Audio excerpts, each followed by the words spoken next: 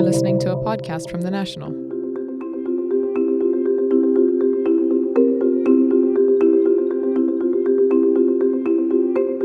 We're not used to this kind of weather here in London, really, especially because in the summer normally it rains. But as the sort of weather got hotter and hotter, London got seemingly busier and busier. In the daytime, most offices in London are air conditioned. Then you struggle home and you think, oh, well, I'll get through that front door and it'll be all right. And then during the day, your apartment or your home's just heated up to no end.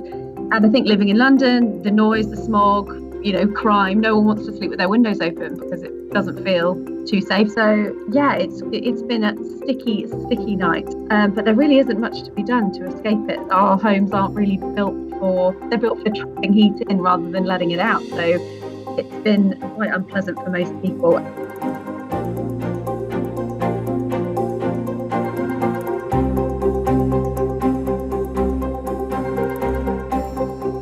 This summer has broken records. Throughout July, Europe sweltered in a baking heat. Paris hit 42 degrees centigrade, Berlin 40, and London 39. In many parts of the world, this would be warm, but not unexpected. But in Northern and Western Europe, it's just not designed for such extremes. Less than 5% of houses have air conditioning, and buildings, public transport, people's fashion, and even daily routines are just not designed for that kind of temperature. While many who could simply tried to go on holiday and enjoy the heat, for those still working in the sticky capitals across Europe, things were less pleasant. They were left taking metro lines that were so hot they were above regulation for transporting livestock. Even sleeping when nighttime temperatures were also breaking records was difficult. But experts warn we should just get used to it. Such extremes will become increasingly common until they're the norm, not the exception. The reason? Climate change. This is Beyond the Headlines. I'm your host, James Haines-Young, and this week we're asking, how do you build a heatproof city? At the start, you heard Taylor Heyman, a reporter in the National's London bureau, talking about her experiences of the hot weather. But to answer a bit about why this is happening and what the options are, we'll hear from David Shipworth, Professor of Energy and the Built Environment at University College London. Then a bit later, we'll hear from Karim Jisr, who's already living in a city of the future, built to withstand summer temperatures in the UAE without pumping out masses of CO2. So first of all, let's cover some basics. We are already experiencing the impact of man-made climate change. Average temperatures are rising, extremes of hot and cold are increasing, weather patterns are becoming more erratic. Why? As we burn fossil fuels, we're filling the atmosphere with greenhouse gases like carbon dioxide, also known as CO2. This, in turn, is heating up the air. Countries are starting to try and take action to cut carbon emissions, currently billions of tonnes a year. But we're at a point where the best case scenario will still see average temperatures rise a couple of degrees. So dealing with the heat is going to become more important in the coming decades. The problem is, our methods now just won't cut it. Around 20% of people in the world have air-conditioned spaces, but we're looking at that growing towards kind of 80% over the next few decades as we get more electrification into parts of the developed world. So that would really drive up electricity demand, and therefore, unless we decarbonize it, it would drive up the carbon emissions from that electricity. So what do we do? The answer, Professor Shipworth tells us, is to completely rethink our urban environments, our energy production, and how we interact with the world around us. We can either take the carbon out of the electricity in the first place, so we can do that through generating more electricity from renewables, solar, wind, hydro, potentially nuclear. But we can also reduce the demand from the built environment itself. And I think ultimately we'll have to do both of these things to get close to meeting our emissions targets. Cities suffer from something called urban heat islands. Basically, it boils down to the fact that the stuff our buildings, roads, pavements are made of is good at warming up. The cars and buses we drive through the streets are hot, the sun beats down on glass warming buildings, and there's not too much vegetation. Outside cities, things are different. Shading trees don't warm up so much, and grass is good at dissipating heat. The impact can be significant, especially at night when all the warm concrete radiates heat back out. a city of 1 million people can be between 1 and 3 degrees warmer than the rural surrounding areas. That might not seem a lot, but when temperatures are nearing 40 degrees, that can really make a difference. At a city level, Professor Shipworth says that we're going to have to start building more green spaces. But we also have to change what our buildings are made of, designed to reflect heat, not absorb it. On a single building, we can look at how the sun hits it, use shades to block some of the rays, and use better insulation. We can also look at how air moves around buildings. And we're seeing the advent of people starting to have green roofs on buildings, so that there's a big thermal mass sitting on top of the roof to absorb heat, but also the foliage there is stopping the heat entering the building. We would also be expecting to see potentially more use of water in cities, so that we're capturing and reusing water more efficiently locally, but we can also use some of that water to help cool buildings through things like evaporative cooling. So we might have situations where we start to design urban spaces with fountains so that that pre-cools the air that's coming into buildings. And so we then have less work to reduce the temperature further using things like air conditioning systems. We also need to be smart about the way that cities are laid out. One of the challenges we face at the moment is quite often air conditioning systems are dumping air into the space between buildings, and that air isn't flushed out. And so then often that same warm air is drawn back into the buildings. And this is a kind of positive feedback loop that we want to try and avoid. So we need to think about how we flush out those urban canyons to make sure that we're getting sort of cleaner, cooler air in to draw into our air conditioning systems in the first place. But one of the amazing things is a lot of the effective techniques that we know about we've used for hundreds of years before the rise of electricity and AC units. These are technologies that have been around a long time. We used the technologies because we didn't have alternatives, and so we tried to perfect this idea of drawing air through cooler spaces into buildings. And you do see that a lot, as you say, in Moorish architecture. You also see the classic evaporative cooling towers. And a lot of these are coming back, but with modern twists on them. So now we can start to use those same ideas, except use modern materials so that they're actually more efficient at removing heat from buildings. Professor Shipworth pointed out a particular issue for people in places like Britain, places that are usually quite cool. I think it's been very interesting in the UK because we do rarely get the kind of hot weather we've had. So we just broke temperatures and had a temperature of about 38 degrees in southern England. I think the interesting thing with climate change is while there will be a net increase in average temperatures, the main effect will be that we get much more extremes. And so we need to think about extremes at both ends of the spectrum. So we will get much more intense rainfall as well as these periodic hot spells. But the challenge in the UK is that, in fact, what we have been doing is trying to reduce the heat loss from our buildings. So we've been changing our building standards. That means that our buildings lose less heat over winter, which is where we use most of our energy. But the flip side of that is that quite often we're now finding that those same buildings are overheating in summer.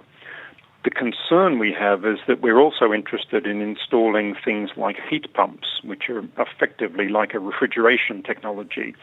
But while that is a great technology, a very efficient technology for warming, if people start using it a lot in summer to cool buildings, then that will drive up our summer energy demand. And we're already seeing in the south of England that the demand for cooling in summer is exceeding the demand for heating in winter in terms of electricity from the grid. So how do we get architects designing greener buildings, town planners zoning more parks, and buyers opting for greener options? The first option is government regulation. The second is consumer demand. So regulation, I think, will be one of the primary responses. But we would also expect to see a market develop for homes that are performing better in terms of keeping people cool and keeping people warm. And the research is that has a small, but I think there is a bit of an effect on house prices as a result of that. in the UK, the environment is considered the top political priority by most people, which is surprising in the current context of Brexit. How much that will be sustained, we don't know. There's been a recent real focus around the issues of climate change, both in terms of high-profile television programs, but also Extinction Rebellion and the work that Greta Thunberg and others have been doing. To find out how some of this looks in practice, we spoke to Karim Jisr, who lives in a community in the desert. He's the executive director of See Nexus, a sustainable community developer and a resident of Sustainable City in Dubai. In the deserts around Dubai, Sustainable City is a community built with energy conservation and waste reduction at its core. They've tried to plan a community that's livable, but with a low impact on the environment. It's largely car-free, it grows some of its own food, and produces a lot of its own energy. The city, the plot is 5 million square feet, so it's about 1 kilometer by half a kilometer. And within that, we have 500 villas, and we actually grouped them into 5 clusters. And that had a social objective, because one villa mixed with 499 villas, you tend to feel a little bit singled out, right? Or, you might drown in the masses. And since we want to create and really establish a sense of community, so community building requires that you have smaller clusters. And so 100 villas is equal to 100 families, 500 people, and that's really the size of a small town or a village.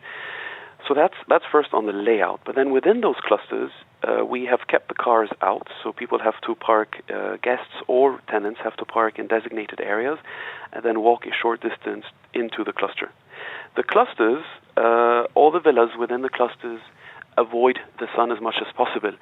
So the windows and the balconies and the gardens, they face north. So this is where the light is going to come, but we avoid the sun. All the south-facing walls, because we are in Dubai, in our latitude, are exposed to the sun, but they are completely closed and extremely well insulated. So we want to avoid thermal heat gains by simply orienting the homes away from the sun. And then the streets that we have, we call them sikkas, which is an old Arabic term for narrow streets. Because the streets are narrow, they are 6 meters wide, which is required by civil defense, but they also have an orientation which maximizes shading. So the villas, they cast their shade on the streets, and then we avoid that vertical sun in the summer as well. And then the actual typology of the streets, we make them, we don't have any asphalt in the city, because cities, they capture a lot of heat, all cities around the world. And the darker the surface, the hotter it gets.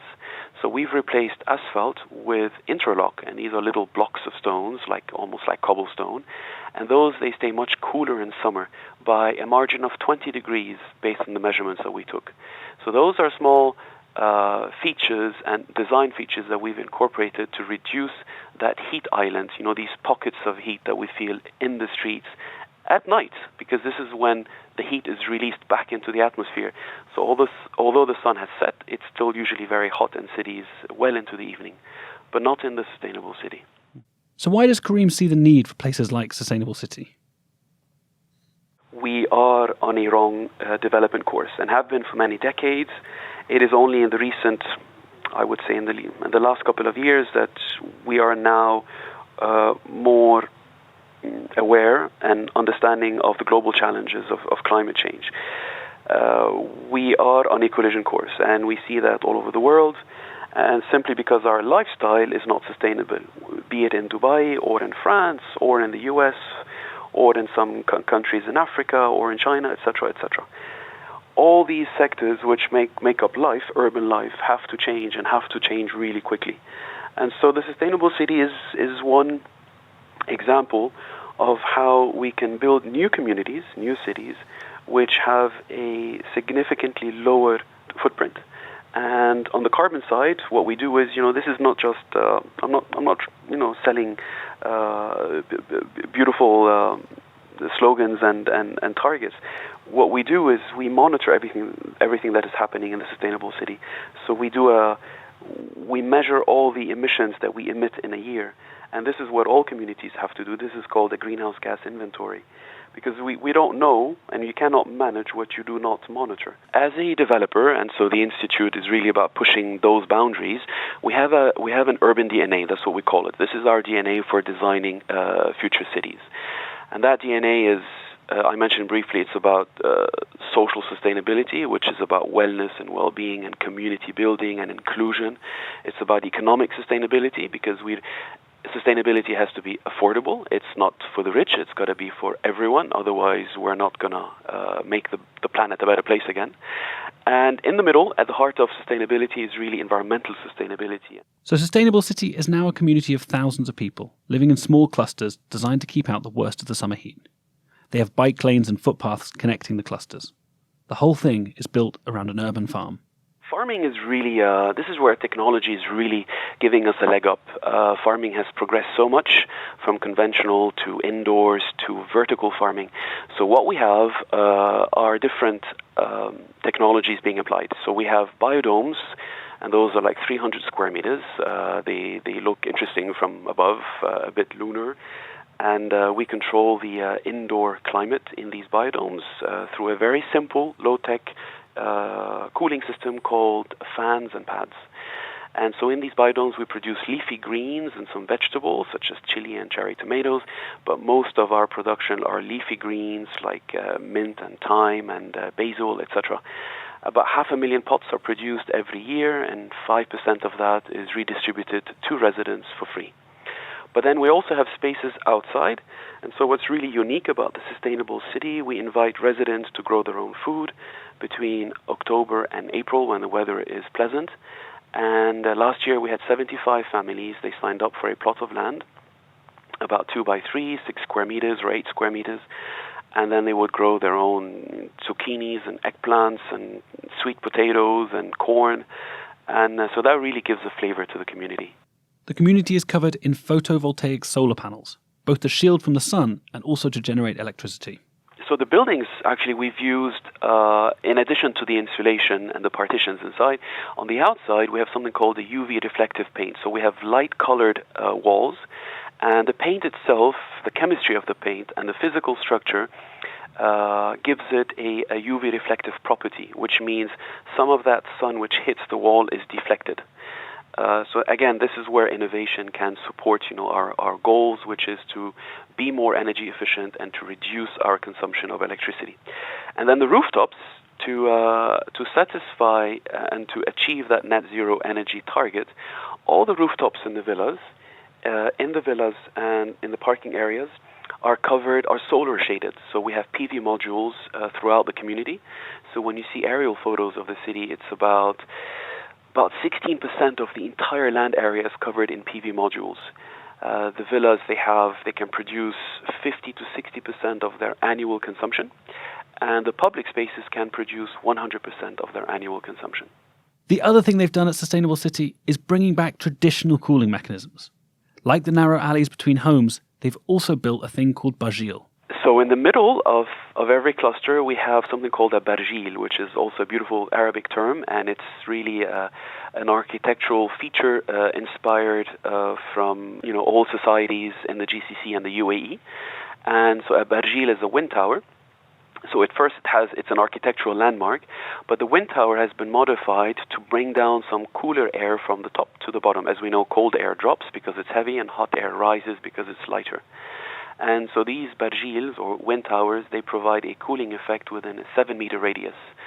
So it doesn't supply the homes, it's not district cooling, it's simply to try to modify the microclimate in that public space near the playground, so we encourage people to spend more time outdoors. So why do people want to live in Sustainable City? There's a number of reasons. The obvious is those seeking somewhere with a lower impact on the environment. But there are also those tempted by the costs. With so much electricity produced on site and water recycled, the monthly bills are, Karim says, around 60% lower than your typical equivalent property in Dubai. So what are the challenges for projects like Sustainable City? When you are an early adopter, when you are pushing the boundary, when you are creating a wave, it is about perception. So there are a lot of skeptics across the board, But gradually, I think we have won those skeptics over. And the weather is the greatest challenge, right? And so we believe that having a proof of concept in the hot UAE climate makes it easier for us to design and build and operate similar sustainable cities in other climates. So where does Karim want to see things in 5, 10 or 20 years' time? So our vision for the future is to see the sustainable city by us and by all other developers emulated. And we want to copy it and in different communities, in different societies, in different climatic zones. And so if today we are just one drop in the ocean, perhaps 10 years from now we can become a small wave. And then these 2 billion people who will come and live on the planet above the 7.6 billion we have today, they have a choice. They can live in a better community, which is much more environmentally friendly.